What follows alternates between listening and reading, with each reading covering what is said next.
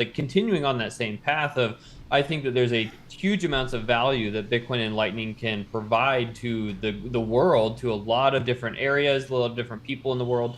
And so, again, I want to see this technology really flourish and have the opportunity to do the most good that it can. But naturally, it's a very technical product. When you think about Bitcoin, it is a complex system that's globally distributed and all these different things, and so it's there's naturally going to be challenges with using the technology that we just want to be a service provider and really abstract all of that away so people have the ability to go and build what they want to build or do what they want to do, transact with the technology without having to, if we're requiring everyone to have the understanding of the lower level kind of software development expertise, that we're not going to reach our full potential. We're going to be very limited in what Bitcoin and Lightning can do for the world.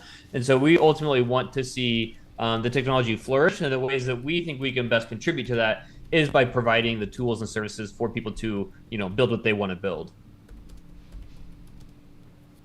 Good, thank you, great. I mean, we share the same feelings, and actually that's what we're also trying to do here at the Libreria de Satoshi. I mean, empowering everyone to learn the deeper things so we can help the rest of the population that are more so no advanced in technically matters, so build the better products for them. I mean, that's the way we can accomplish Bitcoinization at the end. Yeah, okay, definitely. Yeah, go ahead. Yeah, sorry. Go on. I was going to say, no, I totally agree. And I think that that's what I love about organizations like yourselves is, we, a mix of, we provide the tools and the technology, but we also need that second, the other side of it, the education and all of that material to help people really, because there's still some technical bits to our platform. We're just understanding how Bitcoin works from the technology side of being able to, what is this global network? And so there's naturally an education side that needs to happen. And so that's why I'm, excited for the things that you guys are doing. Yes, great, thank you. Well, we have some couple of questions now that are coming on. The first one from Carlos Wasso. I would like to know what were the challenges on starting a company focused on deploying nodes. Mm-hmm. Yeah, so I think a couple of the challenges like early on when we were first starting the company is just like getting the technology into a spot where we could kind of start a business around it. So early on, we're when we started the company, we launched in October of 2020, but really I started working on it about January of 2020. And so at that time, Lightning was still very new. There's still a lot of bugs, still a lot of issues in it. And so that was one of the initial hurdles that we experienced, is that, we're trying to build a company around something that's still so new, that still has kind of these rough edges, some bugs in it, whatever. And so we were working very closely alongside like people like Lightning Labs and other open source, authors to try and better the technology and get it into a spot where we can actually, start a company on top of it. So it's one of those things where as you look to start companies or just do anything in a really new emerging technology, there's going to be, some issues here and there. There's going to be a lot of learnings. There's going to be a lot of figuring out how to do certain things. And so I think that's a natural hurdle that comes with just new technology in general. So that's definitely something that we hit. And then additionally, I think that as we've been operating over the last several years, it's really been, I think, finding initially it was hard to find good talent of people that were interested in Bitcoin, that could contribute, can do a lot of things. I think that we've really taken a shift over the last even 6 months to a year in terms of like the talent market and things like that for Bitcoin, because we've seen with organizations like this to be able to really educate people on Bitcoin, so you can kind of go and look for a Bitcoin job or something like that, has really started to increase. So early on, it was hard to find, some really good talent, but I think that that's shifted to where that there is a lot of people that are very interested in Bitcoin, that are very talented people that really want to contribute and, be a part of it. And so I think that's an additional, I would say that was an issue that's less so today. And then also just at the end of the day, we're starting a company, like just the same. It's all the typical company building things of oh, how do you incorporate, how do you do your taxes, how do you do all those things, which is like, that's all, really boring stuff that we're not going to get into. But there's also like the hurdles of that, of just like starting a company as well. So I could go on for a long time, but like I think those are some like the higher level things of really if you're looking at incorporating a new technology, really understanding that there is some challenges that you need to be prepared for, and like actually, figuring out what the rough edges are and working around them. Well, yeah. So I mean, every company startup has the same issue, has to deal with everything. I mean, everybody doing everything and dealing with, as you mentioned, bureaucratic things. But the fun stuff is in the code, I believe. Yeah. Okay. Yeah. Right. Well, last week, actually last Saturday, there was a workshop in the Libreria that we actually teach everyone or show everyone how to set up a Lightning node using voltage. And it really is so simple. I mean, so simple. You have managed to develop not I believe not on the background but also on the front end that really makes it easy for people to know how to deal with it, to set up a node, to set up your own I don't know, BTC-based server, maybe, so you can start getting sats for your works or for everything you do on your commerce or your or professional life. So it's really great. Well, looking at the chat, okay, Raul says, how does Voltage differentiate itself from other Lightning Network node management solutions in the market? Yeah, definitely. That's a great question. I think actually like Gustavo asked a question above that too. And I'll kind of I think I answered both because they're very similar. I can kind of cover both. So Gustavo's question as well was offering Lightning nodes as a service is complicated, but I think it is more difficult to be a liquidity provider. Is it very challenging to offer both services? So I think so to kind of answer both of those together. So the way that Voltage differentiates itself as a service provider in Lightning is that one, we're very true to like the open source technology. So what like everything that we use and expose is the raw open source APIs and implementation. So we run L&D today. We'll add like for Lightning at some point, and being able to expose those like the raw APIs gives the users a big benefit. And being able to one, you're not there's no like vendor lock-in with Voltage. Like if you wanted to ever switch away from Voltage and like run the node yourself or do different things, you have that ability. You don't have to change your code at all because it's the exact same APIs that exist for if you were to run it yourself or anything. So you gives the users much more flexibility, as well as you're able to capitalize on all of the open source tech that people have written. So the tools like Thunderhub or Ride the Lightning, or there's just a huge amounts of different technology that people have built for these Lightning implementations. You can use all of those out of the box and they plug in, without any modification into the Voltage platform. So it ultimately gives our users the best experience and the most opportunity to build what they want to build and interact in that way. And so that's a big differentiator, as well as we're the longest running Lightning service provider out there, and so we've really had a lot of experience in running nodes, figuring out what works and what doesn't work. So I think that our platform is very well optimized to be the most performant, had the highest uptime, all of those things. So also the quality of service I think is significantly increased over some other options in the market. And then finally, we really build alongside our customers. So we're very, very eager to take in feedback and add it to the product. So we don't want to just build kind of this walled garden approach where everything is inside of our systems and we want to control everything. We want to be very collaborative with our customers and learn what they want and add it into the platform, and ultimately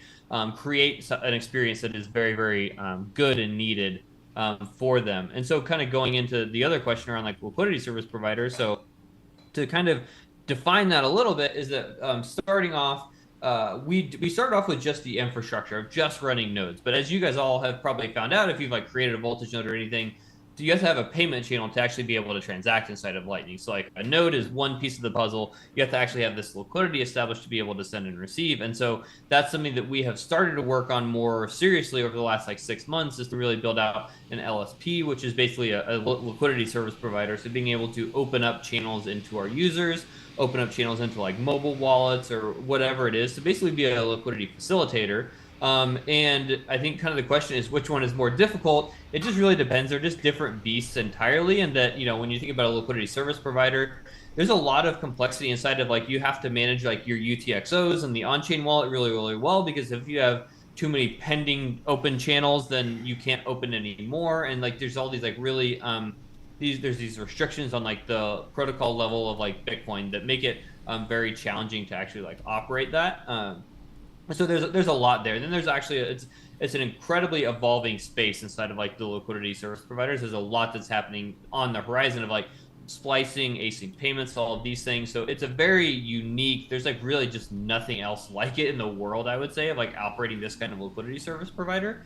And then on the flip side, like operating nodes it's more well understood. It's kind of like there's a lot of we use a lot of typical cloud-based tools like Kubernetes and things like that to actually like manage the stack behind the scenes. And so that's maybe a little bit more well understood and kind of you can conceptualize that a little bit better. But it's also challenging in that the nodes that we run are like businesses rely on it. Like we have like customers that are large customers that are doing lots of transactions, and if we have an issue, that means that their customers are having issues, they're having an outage, like they're experiencing the pain as well. And so there's also a lot of complexity that comes into that, which is just a different ballgame. And so it's hard to say which one's more difficult. They're both kind of difficult in their own ways, and they're just very different things. But ultimately, we really want to offer both of those services for the reasons of just doing one or the other is only solving a piece of the puzzle, where we really want to give a platform that solves all of the whole puzzle and gives you everything that you need. And so you don't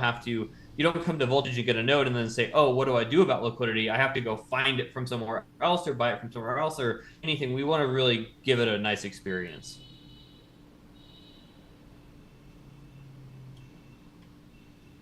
Good, thank you. Well, I have more questions. Yeah, definitely. Okay, Johnny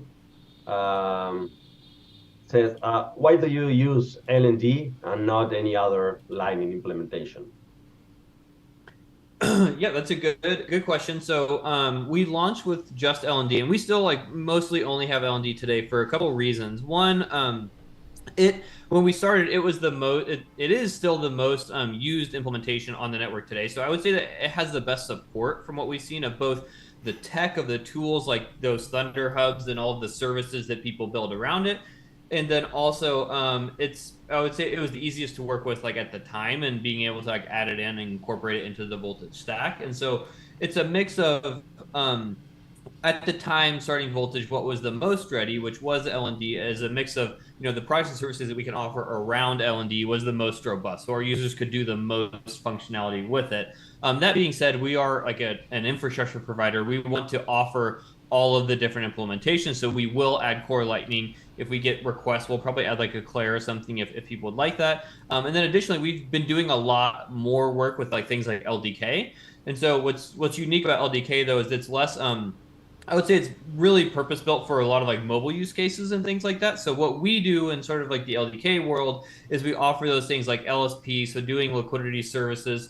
And then we'll also start offering things like rapid gossip sync, if you're familiar with that, a way of like doing graph syncing for LDK nodes, or a lot of the block sourcing, Explorer instances, all of those things. So it can help in the mobile build experience. So I'd say that we do a decent amount with LDK. We just don't necessarily host it in the platform because it's mostly built for mobile applications, I would say. And so that's kind of the reason we're not necessarily tied to we will only ever do LND. We're open to all the other ones. It's just for for some specific reasons around like the ecosystem and things like that. We've gone with LND so far.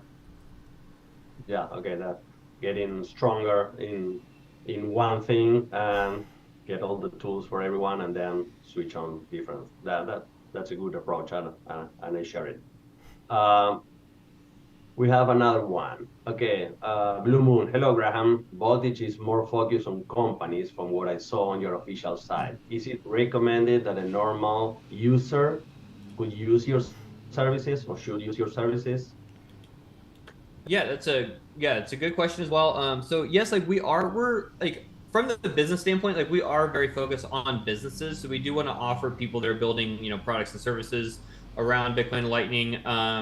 That being said, we do have a large amount of individual people running nodes on our platform, and if you look at our pricing for our nodes, our nodes start at like $10 a month, so it's like pretty approachable from just your average user, and so yes, we do service, individual users. If you want to just run a node for personal use, I run my own personal node on Voltage. Like I know that a lot of people that do that. So we definitely, while we are sort of focused in the B2B world, we have a lot of tools and services that work great for the individual. And I will say that we're also working a lot over the remainder of the year to really kind of revamp pricing and the product and all of those things to actually even cater to that a little bit more. So we'll have the opportunity from going basically having a very scalable platform where if you wanted to just run a node for yourself to just kind of play around with, open up some channels and send some payments, you can do that for a very cost and efficient, a very cheap or a very cheap way of doing it. And then also scaling up into like those businesses that want to do, large deployments, to do all these crazy things. And so to answer the question, yes, it's definitely, we have a lot of individuals that run on the platform. And I think that as we develop it out, we're going to even make it a better experience as we go. All right. Next one, Raul says, could you share some success stories or use cases where Voltage has significantly benefit Lightning Network users or businesses?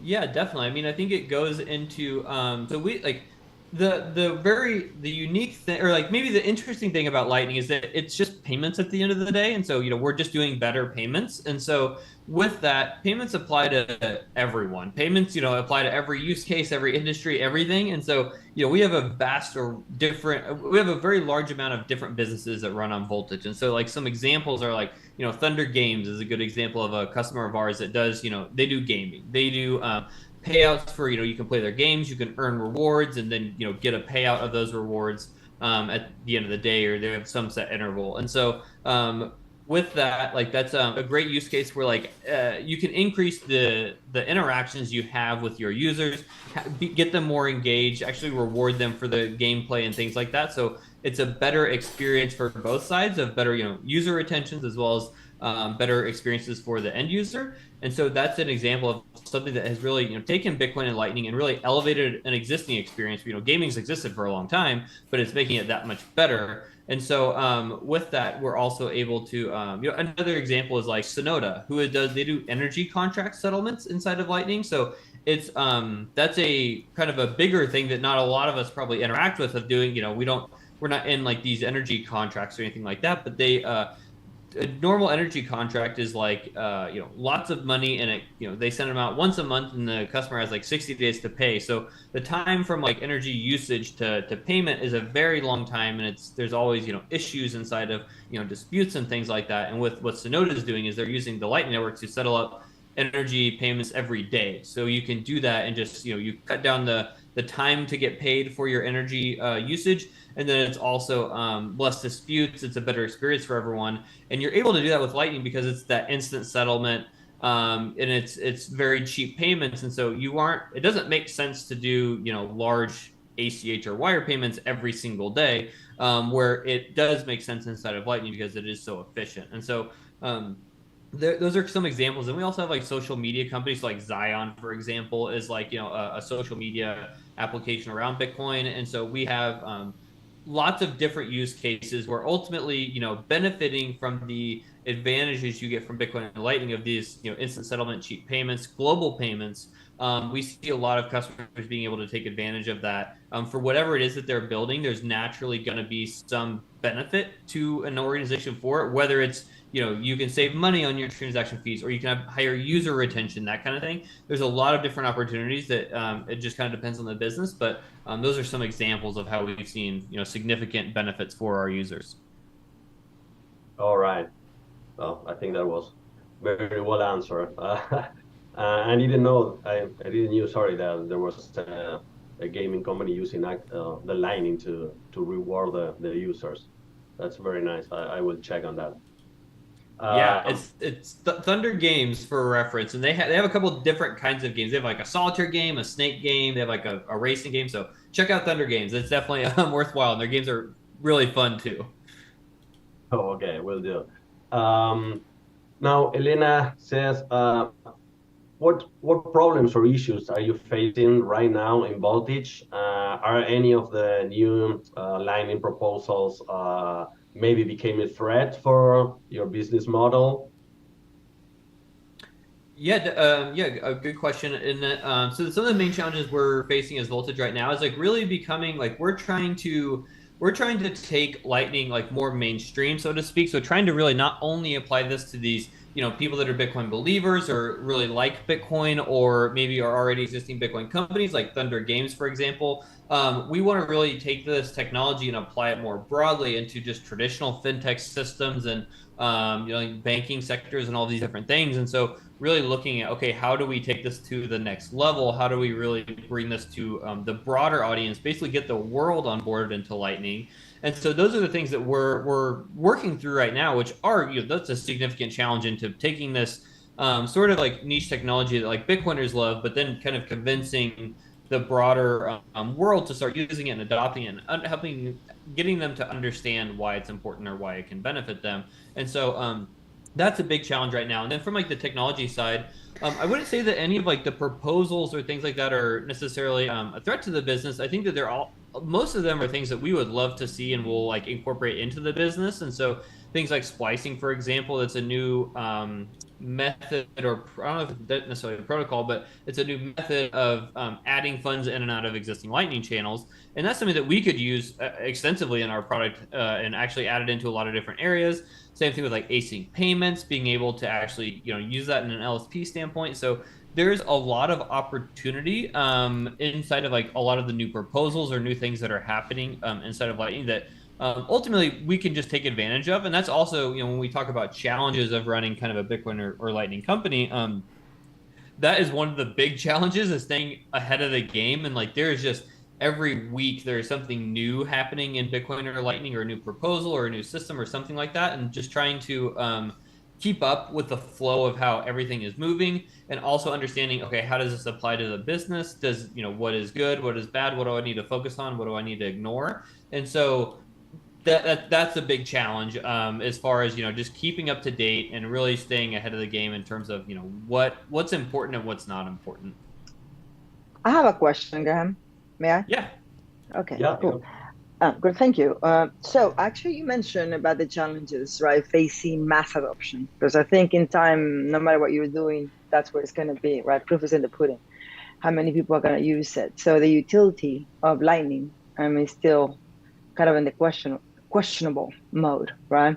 So if you were to say the top 3 challenges you're facing, is it one, right, traditional finance or payment rails to integrate with Lightning? Is it like that whole, seamless experience where people, I'm using Lightning, I'm using Fiat, I'm using whatever the hell I want to make a payment, right, cross border, right? That's 2. And I think the third one, I would say, just the overall education, where there's a level of trust when people don't care because they know their money will get there. Mm-hmm. Yeah. So yeah, tell me. Thank you. That's great points, and I think that it's a little bit of both in terms of like I think that the challenges that we see are like basically the first thing that you mentioned, in that there's a lot of people, when we go to businesses and we talk to them about, hey, there's this payment system that can give you instant global payments for near zero fees, like all these things. That sounds great, like that's awesome, but a lot of them don't want the exposure to Bitcoin's like volatility. So they're like, this is great, but I don't want to like actually hold Bitcoin. I don't want to have a node that has Bitcoin on it because like, the price is going to fluctuate and all of these things. I want to be able to get that benefit, but be able to use like, dollars or whatever the local currency is to like transact back and forth. And so that is a hurdle that we talk to people about extensively. Mm-hmm. And so there's like the couple options that we kind of talk about in that scenario is like, one, I mean, you can integrate with like a fiat on off ramp provider, so you can do the swapping in and out in like the local currency wherever like the source and destination are. The issues with that though are like you lose a lot of the benefits of Bitcoin and Lightning at the end of the day, because as soon as you use like an on-off ramp provider, you're basically back in the fiat system. You're back in these 3-day settlement times. You're back in this 1% to 3%. Like you completely lose all of the advantages that you just gained in using the Lightning Network. And so we like to encourage people to like be open to holding Bitcoin on the balance sheet and actually using Bitcoin and Lightning natively, because you get those benefits, which goes into your second point of around like education. Maybe if they are better educated, they understand more about the opportunities and these kinds of things, then they are more willing to hold Bitcoin on the balance sheet and then like use the technology more specifically. And so it's a little bit of both of those. Where like I think if we can better educate, then they're more willing to actually have some exposure to Bitcoin, which then they actually get the savings for. And so that's kind of like all basically. I think everything that you said is validated, and that that's the ways that we see it. Right. And then finally, I think that there could be, some people, when you think about the other thing that we bring up is like stable coins. So running like stable coins on top of Lightning with like the Taproot assets. Some people like that. Some people don't. Some people, there's a lot of conflicting interests in terms of that. Yeah. But I think that is a big opportunity in terms of if you can that could be a way, depending on how it's implemented, in actually accomplishing a lot of those things of being able to transact instantly, instant settlement, low fees, all of those things, but you get a more stable balance instead of like the dollars or whatever it is. Right, and then you always hit the liquidity question, right, from fiat to Bitcoin, and who's going to hold that? Because there's a risk embedded in there from the traditional side. No, it's all very interesting. I love to see this a little more adopted for sure. Thank you. Yeah, definitely. I mean, it's a great question. It's definitely like one of the hurdles that we're kind of like working through right now. Thank you, Catalina. Okay, now we have another one from Surfersol. I'm showing how your technology works. If one starts as the first step with Voltage to get an initial start and no longer wants to be on Voltage platform, can one fork like GitHub, keeping owners know the info and establish continue to go to the step 2 on the runner owners node? If I understand the question correctly, I think like yes, and that you can. So when you create a node on Voltage, you are the one that sets the password. You get the seed phrase. You get all the information about the node, and it's all like in your control. And so at that point, you can run the node in Voltage. You can do whatever you want with it. And then if at some point you wanted to not run in Voltage anymore and you wanted to run the node yourself on your own server, on your own Raspberry Pi, whatever, you can do that. We have the opportunity to like download your node essentially from Voltage, and you can get all of the files, all of the databases, everything for the node, and you can download that. And then you could go and set it up inside of like, your Raspberry Pi or your server or whatever it is. And so you have the opportunity. That's another, when I was talking about kind of the APIs and being open source and all of these things, leveraging that technology enables us to give our users that opportunity to start in Voltage. And then if you one day want to go outside of it and run it yourself or something, you can do that. So you do have that opportunity. I hope that that's kind of the question that's being asked. But ultimately, yes, you have the ability to kind of eject from Voltage if you wanted to at some point. Great. I think you completely got the question right. Now, another very nice question, I think, from Johnny. I mean, would you recommend Voltage as a platform for smaller merchants that wishes to run a node on the cloud? Or do you think it will be better for use it more like a educational tool, so the final user learn how to deal or manage with a node and then finally runs their own instance, their own node? Yeah, definitely. I mean, I think that I think that Voltage is a great spot to like run an instance for a point of sale, a merchant, or something like that. We have like with the nodes, as well as we have something called like BTC Pay Server that helps you with some of the e-commerce solutions. And so I do feel like Voltage is a great place to like operate as a merchant over time. And I think that our pricing is like we try and make it as approachable as we can for like those types of people as well. And again, like we're kind of working through what that looks like as we go along. And so I think there could be even more improvements there. But ultimately, I think that especially when we think about like, businesses, like especially, smaller businesses or just a merchant of some, a smaller size, like your main objective is usually to run your business, to like, keep the shelf stocked, like do your bookkeeping, like all of those things that like actually operating the business. And then if you add a Lightning node that you have to manage, like inside the store in your own server or something like that, it's just another thing that a business owner has to maintain, which is just generally they got enough on their plate. They have enough things going on where it's just they don't really need another problem to go and deal with. And so I think for that reason, it is a good solution. It gives you a much simpler experience for actually operating and like accepting Lightning payments and all those things. And so I feel like it's still a good option for that. And then additionally, I think that it also is a good education tool as well. So like doing things like this and being able to have organizations like use Voltage as a learning tool, and like maybe all of the people inside of like that education of that class is ultimately goes and runs their own node and they don't use Voltage anymore and they just had it for education. That's great too. Like that's totally fine by us. We want to give the users the ability to do whatever they want, and maybe Voltage is just a great education tool for them, like for that time. So I think they can solve kind of both of those, and it just depends on the user and like how much they want to get in the kind of the nitty gritty of like operating a node versus how much they just want to abstract away and just offer payments or accept payments. Okay, good. Well, Elena has a very, very nice one. I mean, it's related to before when you were speaking with Catalina, answering her questions. How will the integration between, I mean, our Bitcoin financial state and the traditional financial system, that merge, do you see yourself as a provider for banks or insurance companies or something like that? Did you see Voltage in the middle of that?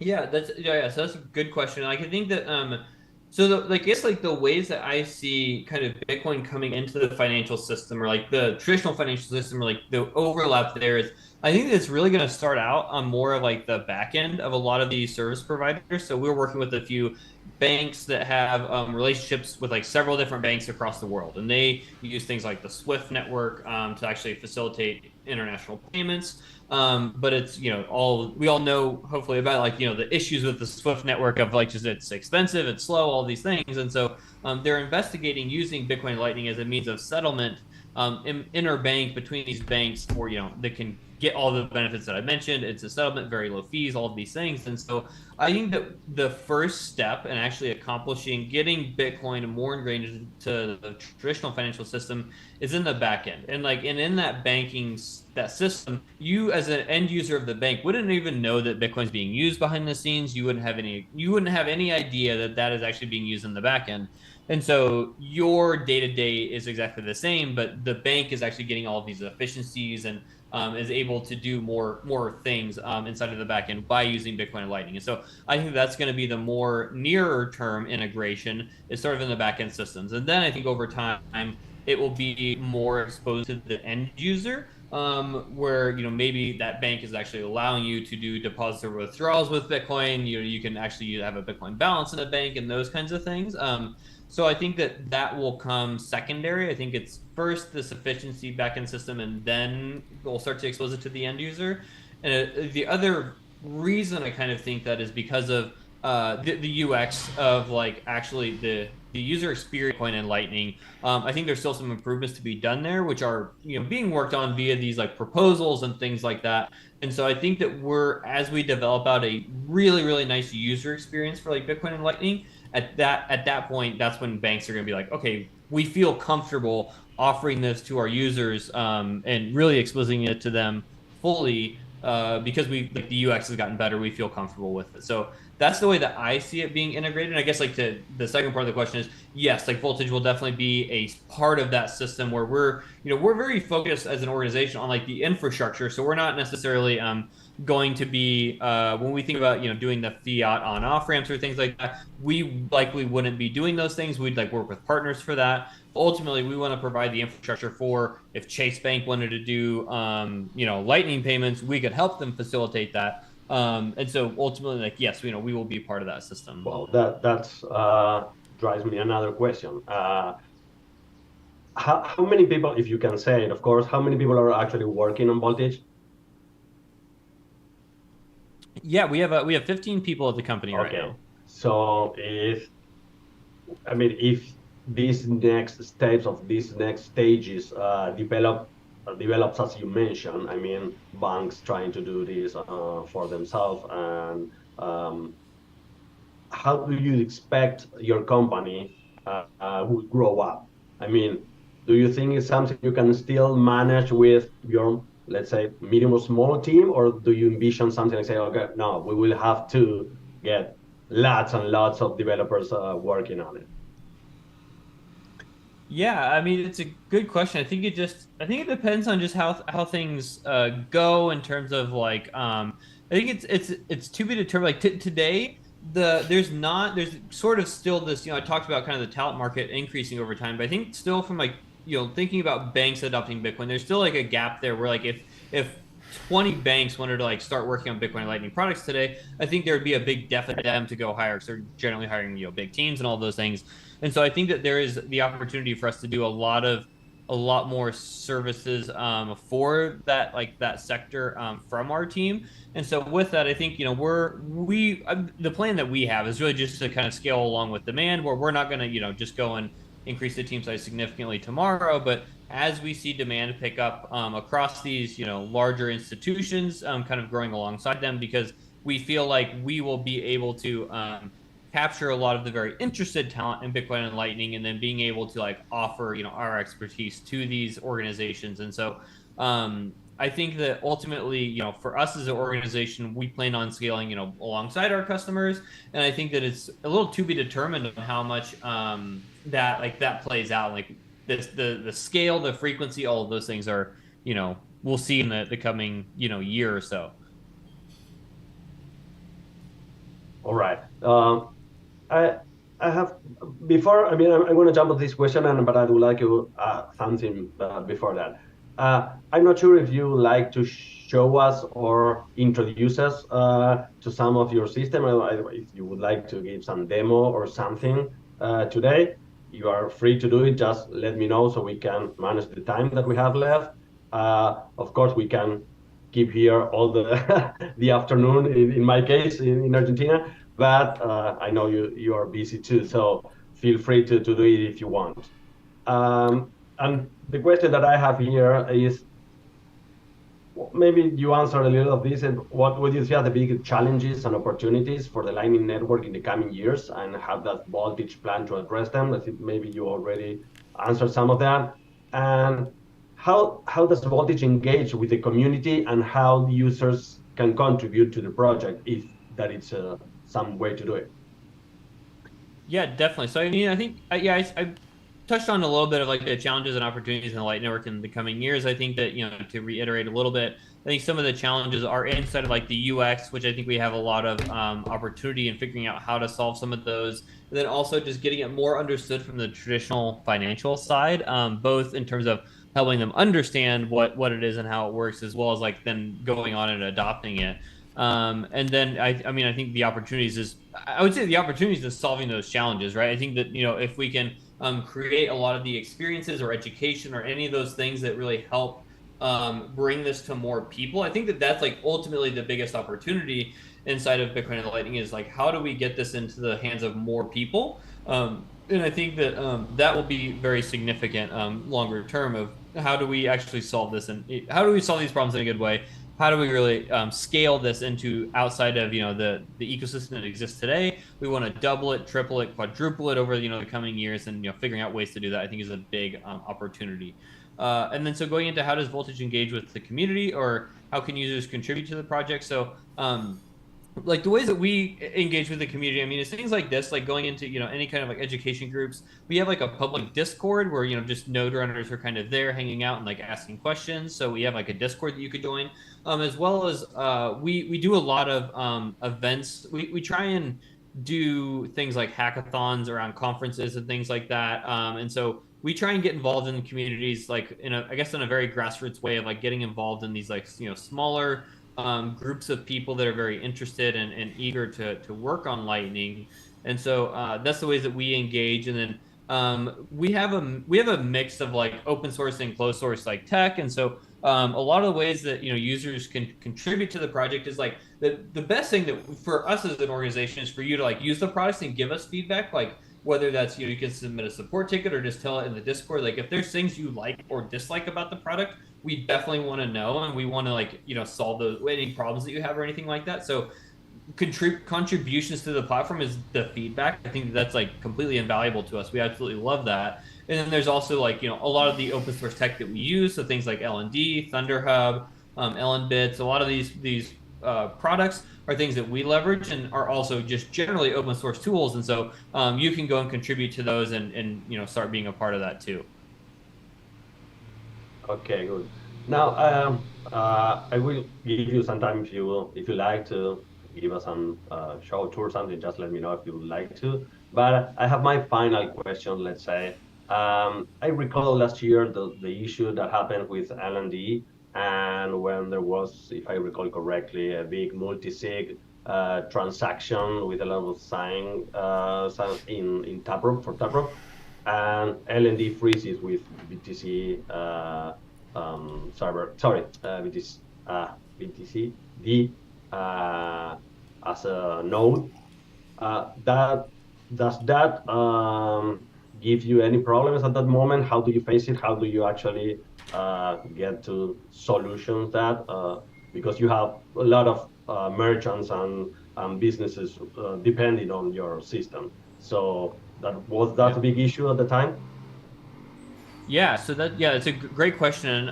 So like yes, we were affected by it, and that like basically anyone that was running like LND or BTCD was affected by that bug. And so ultimately like we were affected. But luckily I was actually the first person to like report it in the LND Slacks. Like we have all of these like system alerts that like are monitoring the systems at all times, and so we noted like basically alarms started going off of like an issue, change syncing, all of these things, and so we were some of the first like realize the issue. And then we started working alongside Lightning Labs, like implement a fix, and we got it rolled out. It was within a couple hours of it happening that we had a fix in the Voltage platform, and everyone could go and like update to get the fix and all of those things. So we were affected by that, but just naturally from like running the software. But it was also, I think, a big testament to like our users didn't have to go and like figure out what the issue was, go find the solution, and then go build this new version from source and then upgrade your and all these things. And our users just had a one click of a button and then they're updated and it's all fixed. So we were able to really resolve the problem for our users very quickly.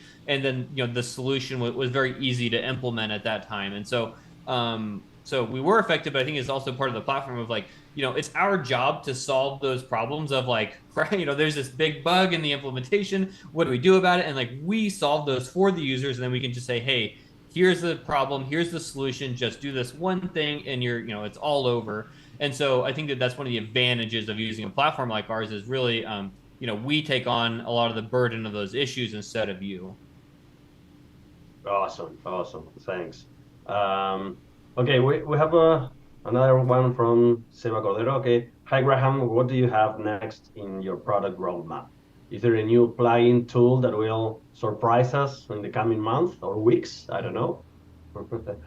Yeah, I mean, it's a good question. So like we don't have there's a lot in the roadmap, and like a couple of things are like the most immediately thing that we're really focused on is really we're working on looking through like our pricing and packaging and doing things to make our platform a more unified experience across both the products and how they click together, as well as like the billing and all those things. So it makes sense so we can like scale with users and make sure that you are getting you're paying for the appropriate amount of value in the platform. So there's like some of those things which are maybe like not as flashy as some other things. But then we're also like, we recently launched a product called Surge, which I think is a very big deal that we're working to adding a lot more features on, which is basically an analytics and observability tool for Lightning. So it's something that you can use to plug into your Lightning node and be able to see everything that's going on, see your channels, get alerted of issues, just have a single pane of glass to give you all the information that you would need to know about your node, which we've seen as a big gap in kind of node runners so far. Of like, it's really hard to get insights into what's happening where and that kind of thing. So I think that we'll be doing a lot more on that. And then we also, we have a lot of other things on the roadmap too. But I think most immediately it's just kind of bettering what we have and really making it a very cohesive experience and have the pieces click together in a very, very nice way, which I think is something that we lack today. And so really solving that and creating a good user experience is the most immediate term. So that's about as much as I can say. There's always like a big list of things, but I can't promise anything too big. Okay. We will see what departures in the near future. I mean, the work you're doing it's great. I mean, here in the Libreria, we use it and we promote it. We really understand how easy it makes things for everyone. So we are really happy you started doing it. I don't know if there's another question or any final questions, or finally I'll let you do any demo if you like. I mean, it's up to you. I think I was going to, but I think that I actually have a hard stop in about 5 minutes. So and then also I think we've hopefully all gotten a much more value out of just asking these questions. It's been super great for me, and since you guys also did a workshop on the platform too, I think that's it's really good to just to do it there. So if there's any more questions, happy to answer those too. No, I appreciate it. I mean, we will wait to see if there's something else on the chat or something that I could miss there. But I mean, we are really thankful for your presence here. In La Libreria, as I mentioned, we are trying to educate or bring as much knowledge down to the Latin people or Spanish speaker people, so everyone can contribute to this new future that we are already seeing or transiting. I don't know if someone else has another thing. Again, a lot of thanks from our side. I would like to thanks also Dulce, who is also doing his great job connecting all the great minds in the space and bringing us here to the Libreria. And as always, inviting the people who is actually watching us right now or that we will see this webinar in the future, that take contact with Libreria. You can look at our different social medias or our website, libreriasatoshi.com, and check all the different courses and seminars that we offer. I mean, a lot of people is learning there and actually moving and working into the space. So that's really give us a lot of pride. And again, thank you very much, Graham, for your time. I appreciate it, and I would like to speak again in the future when more things come. Yeah, sounds great. Thank you very much for having me, and thank you all for asking good questions. And definitely feel free to shoot me an email or go to our Discord or anything. Shoot any feedback or anything that you guys have as you guys use the platform. And we're very interested to help. So just let us know what we can do. I appreciate it. Really appreciate it. Okay, thank you everyone. Muchas gracias a todos los que se unieron a esta sesión de hoy.